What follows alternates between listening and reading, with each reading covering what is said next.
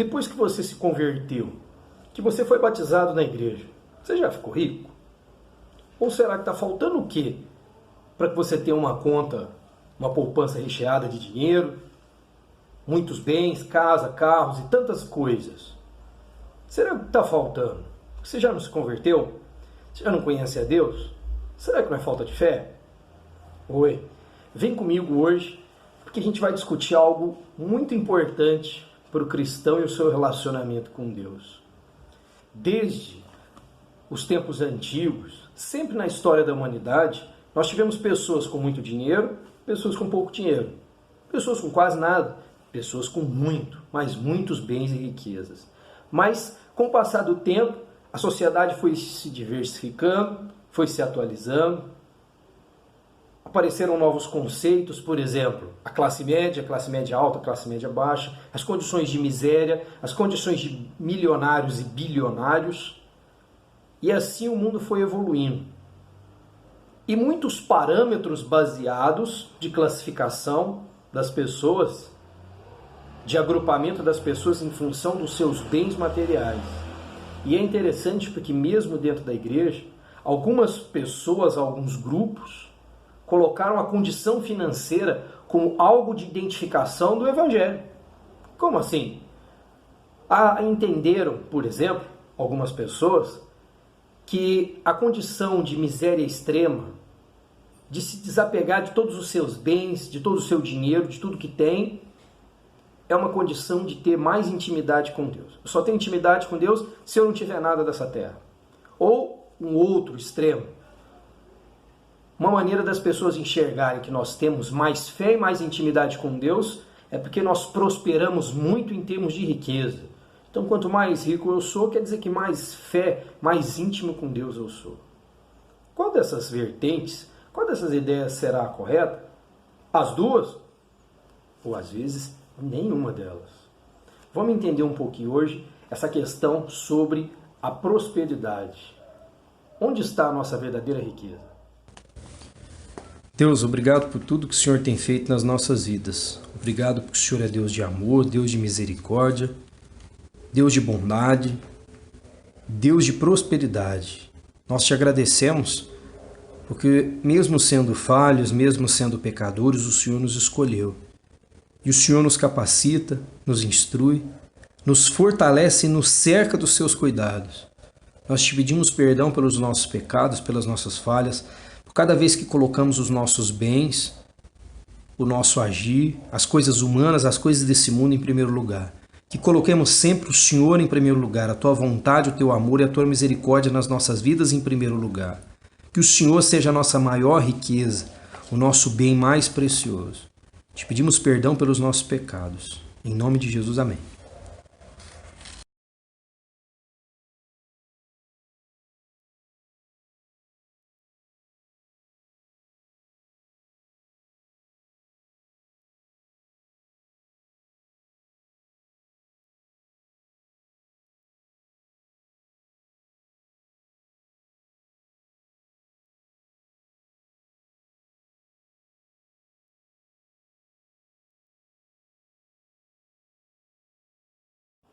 O texto bíblico no livro de Salmos, capítulo 112, todo o capítulo diz o seguinte: promessa da vida futura aos piedosos. Aleluia!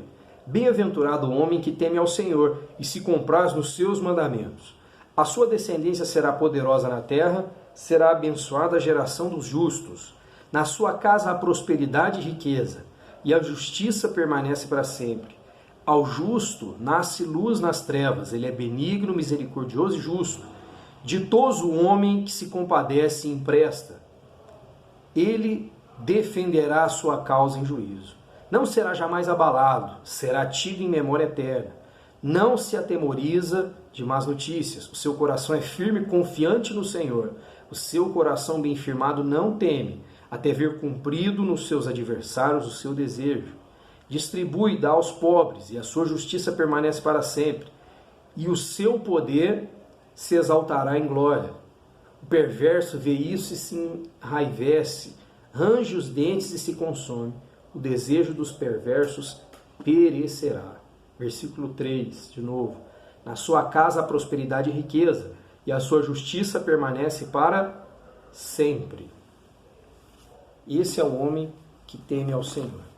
Se a gente se atentar aos versículos 1, 2 e 3, diz o seguinte: Aleluia, bem-aventurado o homem que teme ao Senhor, e se compraz nos seus mandamentos, e a sua descendência será poderosa na terra. Será abençoada a geração dos justos.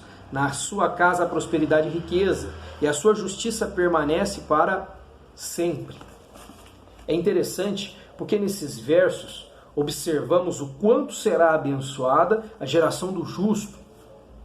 Se a gente ler esse texto, principalmente esse versículo 3, um pouco mais rápido, sem se atentar muito a interagir com o texto como um todo, a Bíblia como um todo, tanto o Antigo quanto o Novo Testamento, a contextualizar o relacionamento com Deus e o entendimento da sua palavra, a gente pode entender de imediato e compreender no versículo 3 que na sua casa há prosperidade e riqueza, que essa riqueza são somente bens materiais.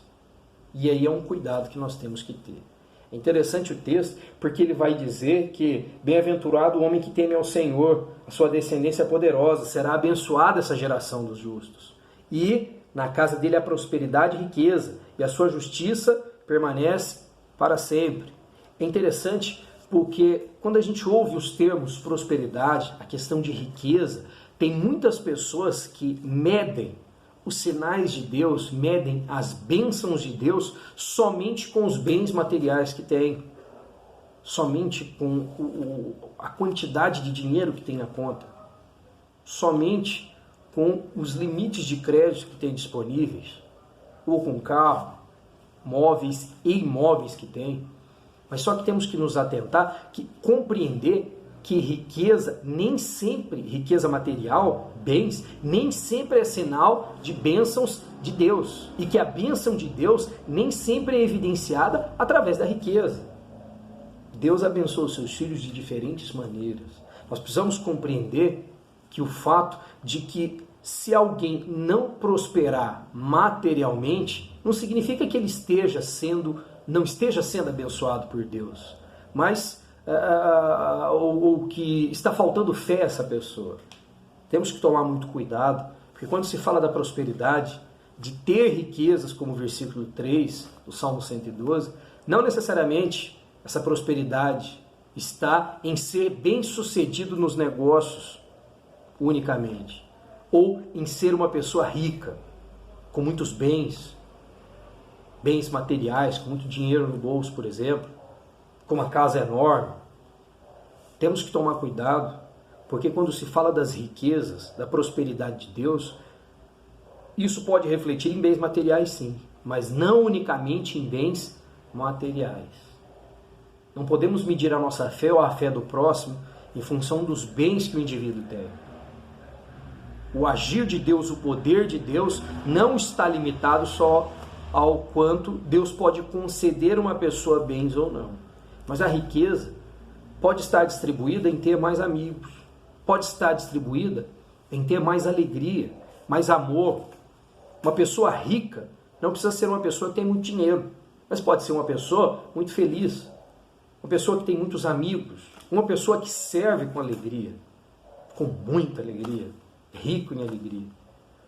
A maior riqueza para nós deve ser servir mais a Deus. Nós devemos ser ricos em servir.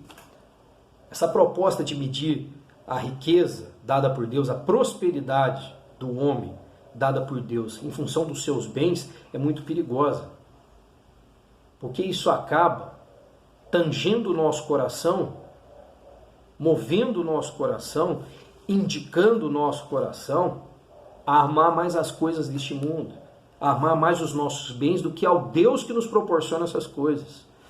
Condicionar ou potencializar a fé de alguém pelos bens, pela situação financeira dela ou pela classe social que ela se encontra, pode nos levar a ter um entendimento errado do que é ser próspero com Deus e de qual deve ser a nossa verdadeira riqueza, o nosso bem mais precioso. Nosso bem mais precioso não deve estar guardado num cofre físico, mas o nosso bem mais precioso deve ser Deus. e deve estar guardado no nosso coração. O problema de quando nós potencializamos a fé, condicionamos a fé só os bens que nós temos, é que acabamos focando não no Deus que nos concede a prosperidade e toda a riqueza, que é dono dos céus e da terra, mas nos induz, tange o nosso coração a focar nos próprios bens, a colocar o nosso coração nos bens. E é aí que mora o perigo. Nós devemos ter mais intimidade com Deus Criador dos céus e da terra.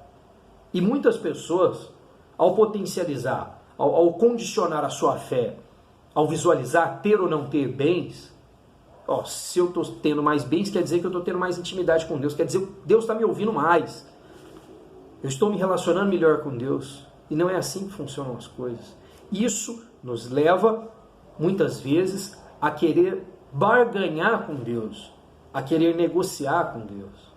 Tem pessoas que confundem, trocam as bolas e querem: Deus, se eu te servir dessa maneira, se eu fizer isso, se eu fizer aquilo, o Senhor me dá isso.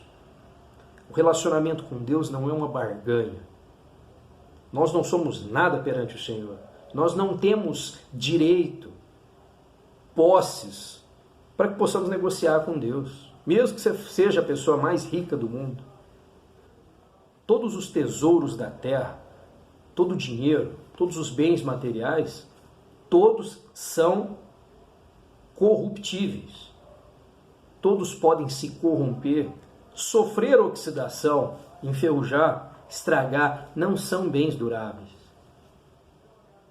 Mas a intimidade com Deus, o poder de Deus, o agir de Deus, a soberania de Deus, são bens que não se acabam. Deus é Deus de eternidade e o seu amor é longânimo e eterno. É esse amor que deve ser o nosso bem mais precioso. Precisamos entender que ter prosperidade e riqueza não se limita só a bens materiais, mas abrange muito mais coisas, muito mais sentimentos, muito mais situações, onde Deus deve ser a nossa maior riqueza e o nosso bem mais precioso. A bênção da prosperidade, sob a orientação da Bíblia, tendo o esclarecimento de Deus, nos leva a algumas conclusões importantes. Vamos conhecer algumas delas? Existe uma relação entre a prosperidade e a fidelidade. A prosperidade, ela pode estar relacionada também a ser fiel e ser abençoado financeiramente por Deus. Muitos homens na Bíblia são exemplos disso, como Abraão, Salomão e outros. Mas só que nós precisamos enxergar que a prosperidade, a riqueza, precisamos enxergar que elas existem além dos bens materiais. Pois a prosperidade financeira, ela pode ser também alcançada tanto por fiéis, pessoas que acreditam em Deus, mas também por infiéis, por pessoas más.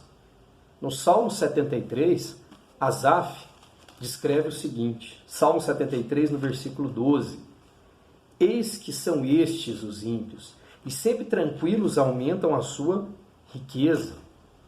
E Asaf coloca que os ímpios, os infiéis também prosperam. Eles também adquirem riqueza.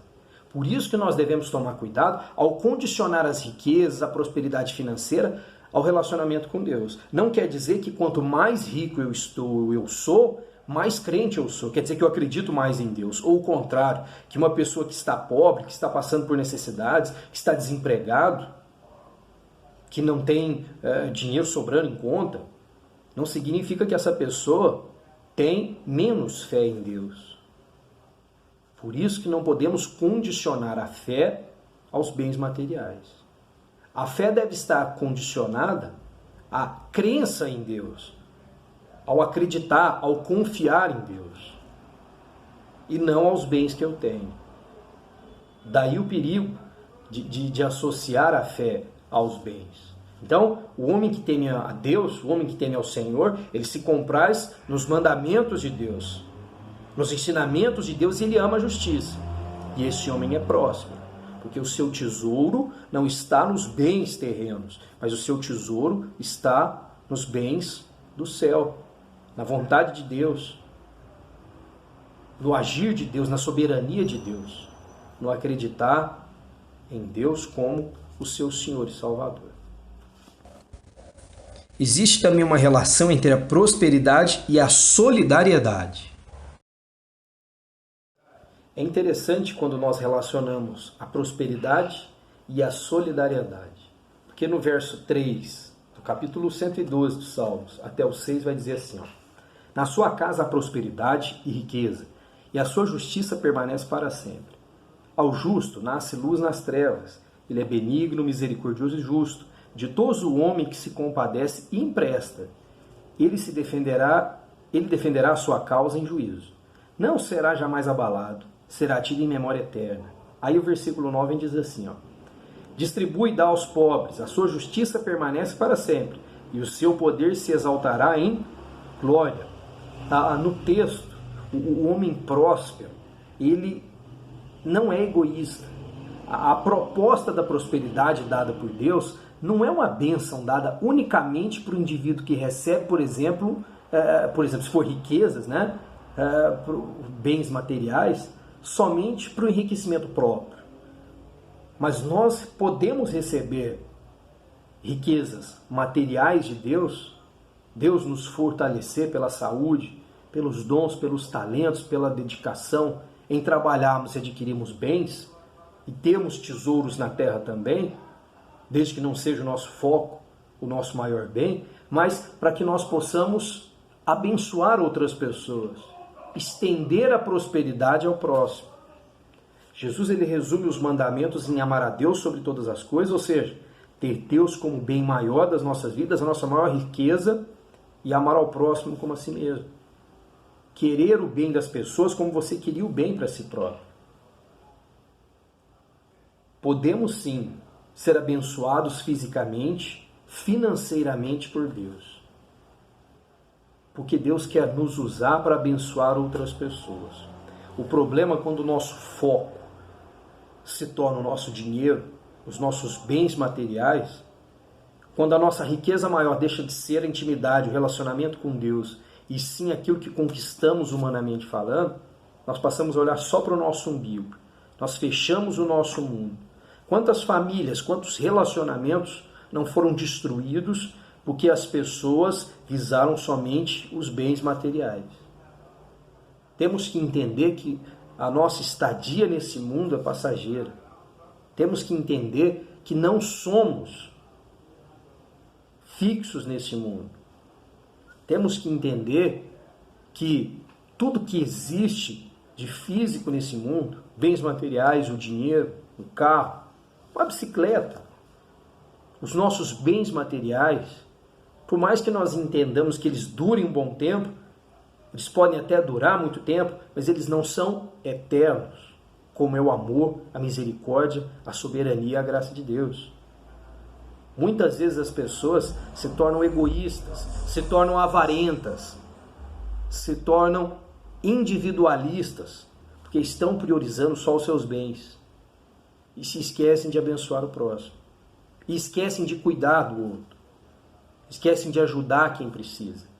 É interessante porque quando lemos sobre o homem bem-aventurado, aquele que teme ao Senhor, bem-aventurado aquele que teme ao Senhor e comprais nos seus mandamentos, é interessante porque fala que na sua casa tem prosperidade e riqueza, mas o Salmo não descreve que essa riqueza ou que ele recebe de Deus vai ficar acumulado somente para ele.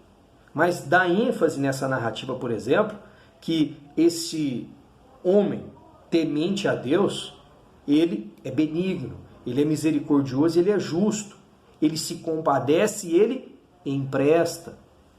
Não quer dizer que ele precisa ficar sem tudo que ele recebeu de Deus.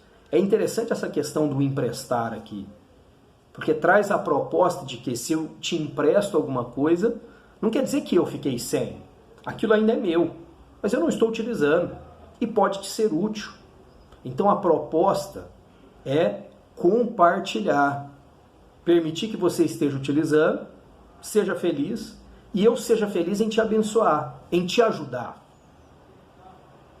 Então, o foco das riquezas, a riqueza maior está em Deus.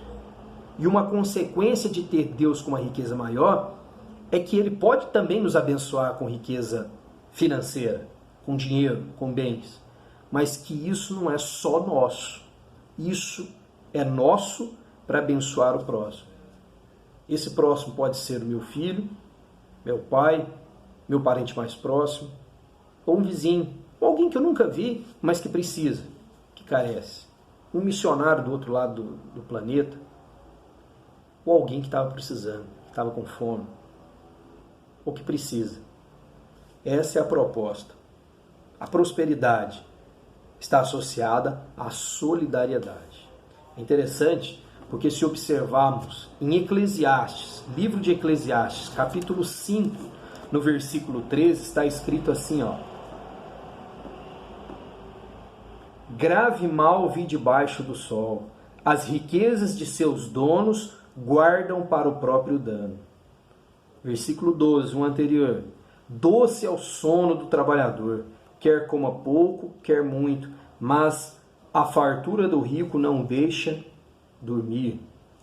Então, essa proposta de sermos prósperos é para que sejamos solidários. A questão de ser próspero, de ter bens físicos, materiais e acumular só para mim mesmo, isso tira o meu sono. Isso me traz uma paz, uma segurança passageira, ilusória. É interessante porque se a gente observar o restante da narrativa, no capítulo 112 de Salmos, no versículo 7 ainda vai dizer assim, ó: não se atemoriza de más notícias, o seu coração é firme, confiante no Senhor. O seu coração, versículo 8, é bem firmado, não teme, até ver cumprido nos seus adversários o seu desejo. É interessante se a gente voltar no 6 também, ó: não será jamais abalado, será tido em memória eterna. Fala muito da firmeza, fala muito da segurança. Mas não que esse homem aqui próspero tem em si mesmo, mas ele tem no Senhor. Porque se a gente voltar lá no versículo 1 vai dizer: aleluia, bem-aventurado o homem que teme ao Senhor e se compraz nos seus mandamentos. Quando o meu maior bem, a maior riqueza da minha vida não está no banco, ou dentro do cofre, mas está em Deus, no relacionamento com Ele, na obediência, no amar a Ele, Ele me traz segurança. Então, buscar a Deus em primeiro lugar também nos traz segurança, nos traz conforto. Buscar as riquezas físicas e colocá-las como centro da minha vida, colocá-las como a coisa mais importante, a maior riqueza da minha vida ser os meus bens, ou ser aquilo que o homem proporciona, traz falsa paz, traz ilusão, não traz segurança verdadeira. A prosperidade, ela não se confunde com o materialismo. Quando nós nos atentamos que o materialismo, ele faz das riquezas o centro dos interesses, faz dos bens materiais o mais precioso para a minha vida, o materialismo acaba por nos enganar. E engana muitas pessoas. Porque o indivíduo, ao visar colocar como bem maior, como o que ele tem de maior riqueza, os seus bens materiais, ele acaba por julgar, classificar e se interessar por outra pessoa, pela companhia de outra pessoa, só mediante as riquezas que ela tem, aos bens materiais que ela tem, ao que ela mostra o exterior, e não visa o interior das pessoas. Daí o perigo do materialismo, porque o materialismo faz das riquezas o centro do interesse delas e tira o foco das pessoas. É importante porque a prosperidade, ela indica ventura, indica felicidade. Aí, de fato, voltamos a falar isso de novo. Prosperidade, felicidade, nós podemos concluir que nem todos que têm riqueza são pessoas prósperas. Prosperidade, então, não está limitada só à riqueza. A verdadeira riqueza, ela não está em ter necessariamente abundância de bens. A verdadeira riqueza está sim em ter Deus como Senhor e Salvador da sua vida. Tem um salmo que é muito conhecido, o Salmo 23, versículo 1, que vai dizer: o Senhor é o meu pastor e nada me faltará. É interessante porque o salmista coloca Deus como o centro da sua vida, como o bem mais precioso. O Senhor é o meu pastor, a minha referência de fato. E ele declara: quando o Senhor é o meu pastor, a minha referência, o meu maior bem, nada me faltará. Não quer dizer que ele não tenha mais nada, mas ele não sente falta de mais nada, porque é o Senhor quem supre. Daí nós entendemos que ser rico, ser próspero, não está limitado só a ter muitos bens, mas sim a ter Deus em primeiro lugar. Tem um outro texto ainda em Hebreus, capítulo 13, versículo 5, que vai dizer assim, ó, Hebreus 13, 5. Seja a vossa vida sem avareza, contentai-vos com as coisas que tendes, porque ele tem dito, de maneira alguma te deixarei, nunca jamais te abandonarei. Então o Senhor tem que ser o centro das nossas vidas, tem que ser o nosso bem mais precioso. Nós temos que buscar a Deus em primeiro lugar, porque Ele é o nosso bem maior, o nosso bem mais precioso. E é dele, é pelo poder dele, é por meio dele que nós teremos as outras coisas. Por isso que lá no Sermão do Monte, vamos escutar de Jesus: buscar em primeiro lugar o reino dos céus e a sua justiça, e todas as outras coisas vos serão acrescentadas. Nós não podemos fazer o contrário. O materialismo nos leva a fazer o contrário, a buscar todas as coisas para depois buscar a Deus. E essa ideia de buscar o material em primeiro lugar para depois a Deus, nos coloca uma viseira, um tapa-olhos, para nós não enxergarmos que nós dependemos de Deus e que Ele é que é o nosso bem mais precioso. E é por isso que tem muitas pessoas desanimadas.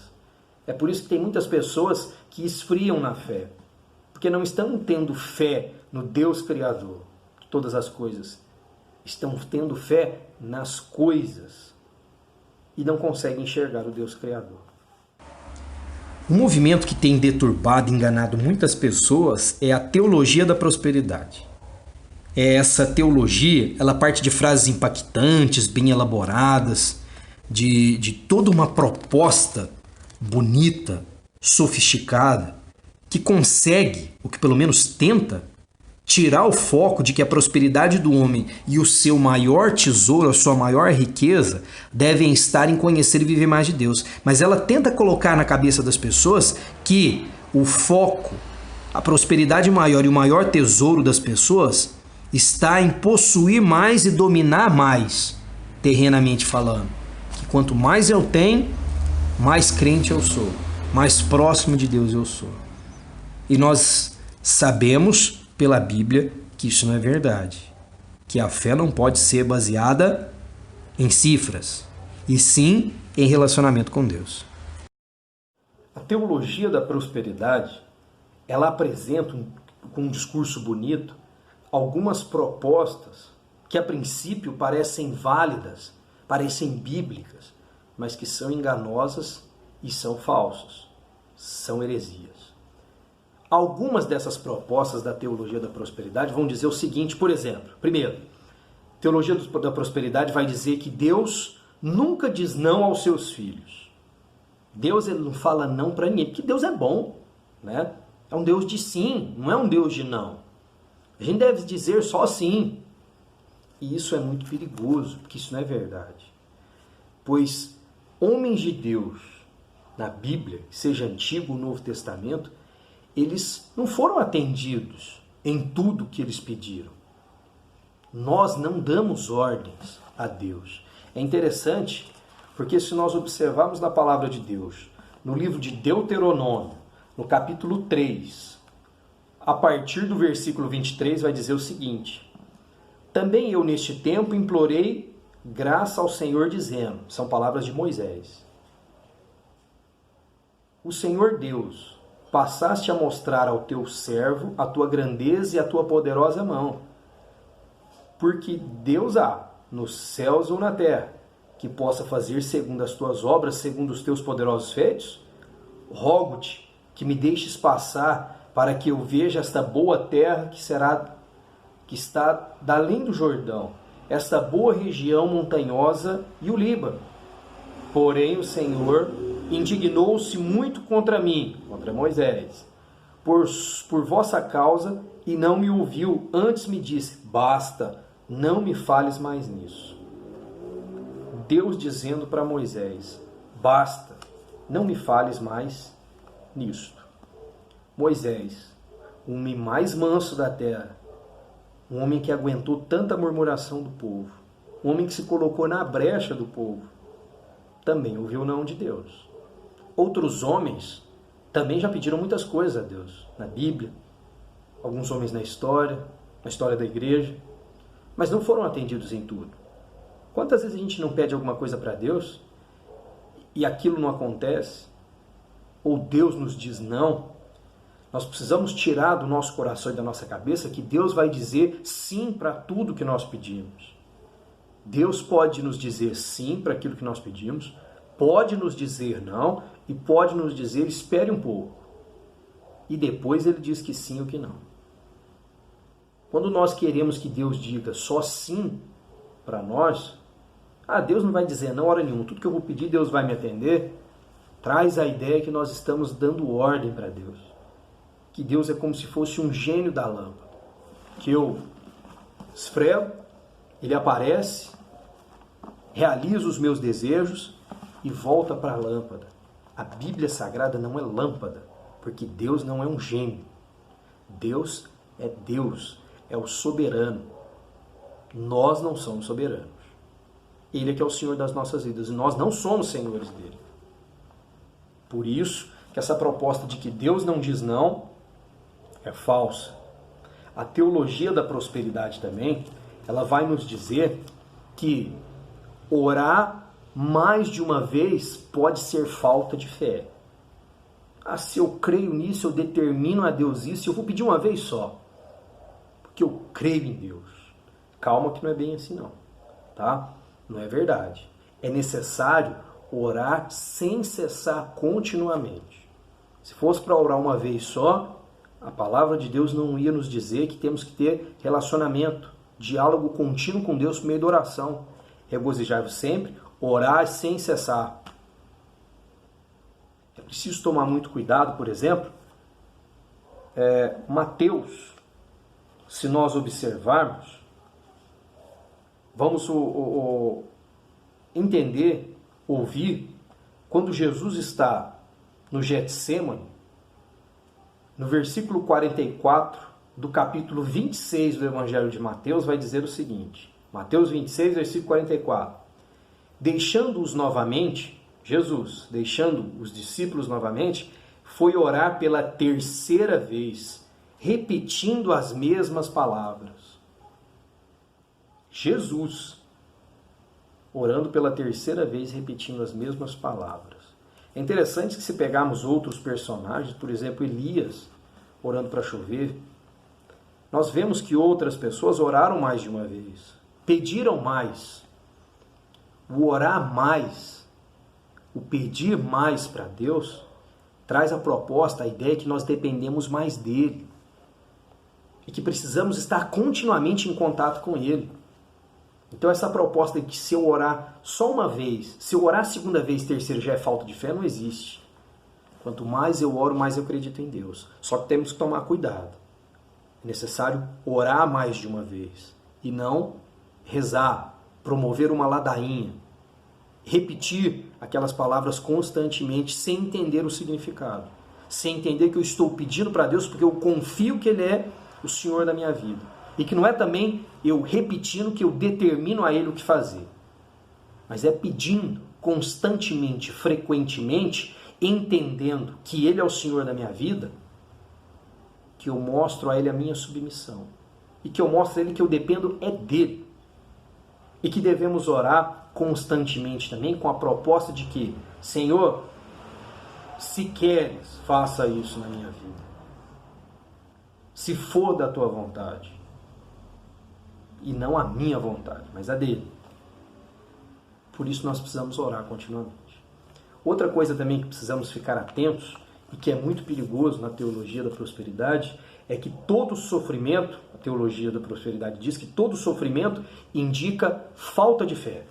E isso também não é verdade. Se observarmos, por exemplo, em Hebreus, os heróis da fé, eles sofreram muito antes de vencer. Paulo mesmo relata os seus sofrimentos. Momentos de dificuldade, de sofrimento, como os que temos passado hoje, são momentos para que nós possamos refletir mais, amadurecer, desenvolver, voltar o pensamento para Deus. Por isso temos que estar atentos. É importante porque nós observamos na própria Bíblia homens de fé, homens fiéis a Deus que passaram por problemas, que passaram por dificuldades. E passar por sofrimento não significa que você está com menos fé ou que Deus esqueceu de você. Muitas vezes pode ser que Deus lembrou mais de você e está permitindo que você passe por isso porque é necessário melhorar alguma coisa, é necessário transformar alguma coisa. Ou o que é fato, que todos nós somos pecadores e carecemos da graça e da glória de Deus e que temos que buscá-lo continuamente.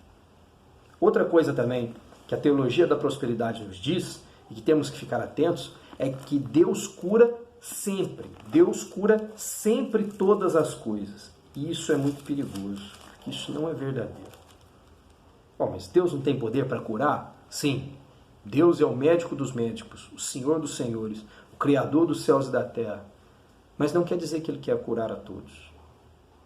É interessante porque se a gente pegar a vida de Paulo, lá em 2 Coríntios capítulo 12, vai dizer o seguinte, versículos 7, 8 e 9. 2 Coríntios 12, 7, 8 e 9 diz assim, E para que não me ensoberbecesse com a grandeza das revelações, foi-me posto um espinho na carne, mensageiro de Satanás, para me esbofetear, a fim de que não me exalte. Por causa disso, 3 vezes pedi ao Senhor que o afastasse de mim.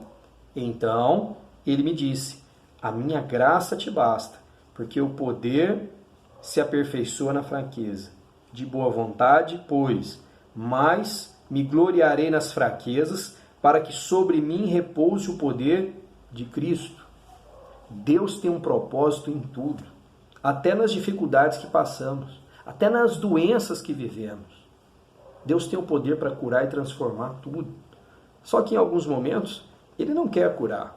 Não é porque Ele é mau, é porque Ele tem um propósito nisso. É interessante que nesse caso de Paulo, no espinho da carne, não é tão claro com relação a esse espinho, que tipo de espinho que é, se é ósseo, se não, que parte do corpo, que sim ou que não. O que nós entendemos é que isso interferia na sua integridade física, no corpo. Mexia direto com ele, machucava tanto o espírito, essa proposta de ser um mensageiro de Satanás para o esbofetear, como também de forma física, de sentir dor, de sentir agonia. Mas Deus fala para ele, não é claro, não mostra no texto que Deus o curou, mas é muito claro que Deus fala para ele que existe algo maior do que aquele espinho, que aquilo ali tem um propósito, e o propósito é, final do 7, a fim de que eu não me exalte. E o próprio Deus fala, a partir do 9, a minha graça te basta, porque o poder se aperfeiçoa na fraqueza. De boa vontade, pois, mas que gloriarei nas fraquezas, para que sobre mim repouse o poder de Cristo. Deus tem um propósito em tudo. Até em você ficar doente. Até em termos alguma enfermidade mais grave ou não. Em sofrermos um acidente ou não. Deus tem um propósito na vida de todas as pessoas. E nada acontece nas nossas vidas, até uma doença por acaso. Então nós temos que ter isso em mente.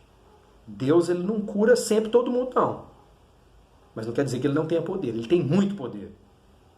E uma das maneiras de manifestar esse poder é ter um propósito naquilo que acontece nas nossas vidas. Mesmo quando ele permite coisas ruins, ou mesmo doenças. Porque ele tem um propósito nas nossas vidas. E um desses propósitos é revelar o seu poder. É trabalhar as nossas vidas. Um último ponto ainda, que nós temos que nos atentar e tomar muito cuidado com a teologia da prosperidade, é que ela também diz que nós somos filhos do rei, então nós não podemos ser pobres. Todo mundo que é crente, batizado, todo mundo que se converteu, não pode ser pobre, porque nós somos filhos do rei.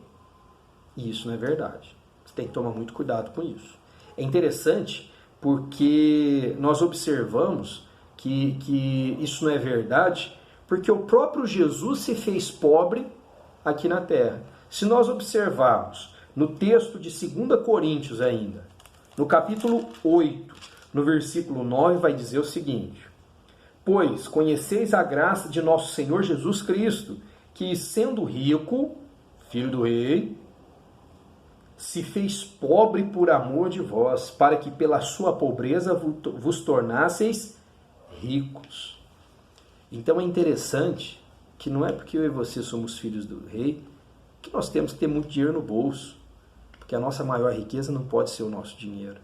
É interessante aqui, porque o próprio Jesus Cristo, sendo rico, se fez pobre. Mas sendo rico, porque Deus triuno, Deus Pai, Deus Filho, Deus Espírito Santo, junto com o Pai, Criador de todas as coisas.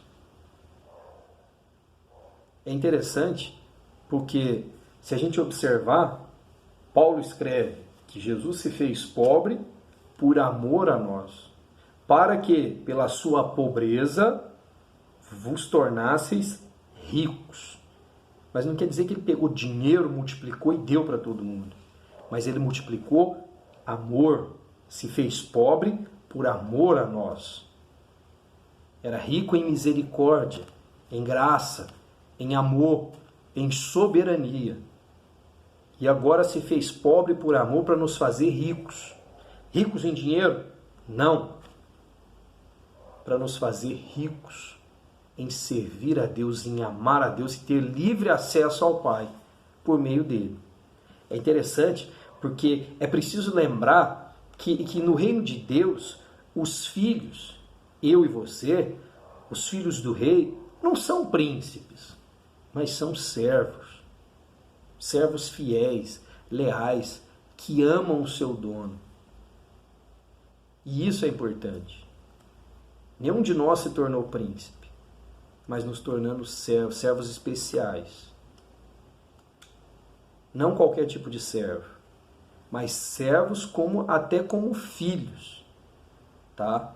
Não de recebermos coroas douradas e cheias de joias, mas de recebermos o amor do Pai, o carinho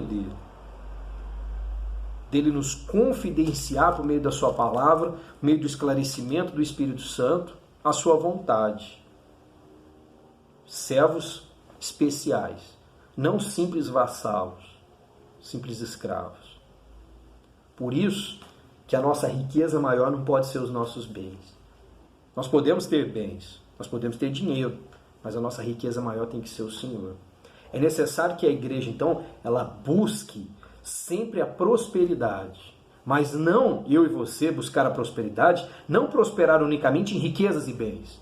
A gente pode trabalhar, buscar uma condição financeira melhor, isso é interessante, isso é importante. Mas antes de pensar em ter uma vida regalada de bens, rica em estereótipos, nós temos que buscar Deus como a riqueza maior para as nossas vidas. A prosperidade em Deus. Com o seu bem mais, com ter Deus como bem mais precioso, o relacionamento, o amor com Deus, essas devem ser as nossas maiores riquezas. Amém?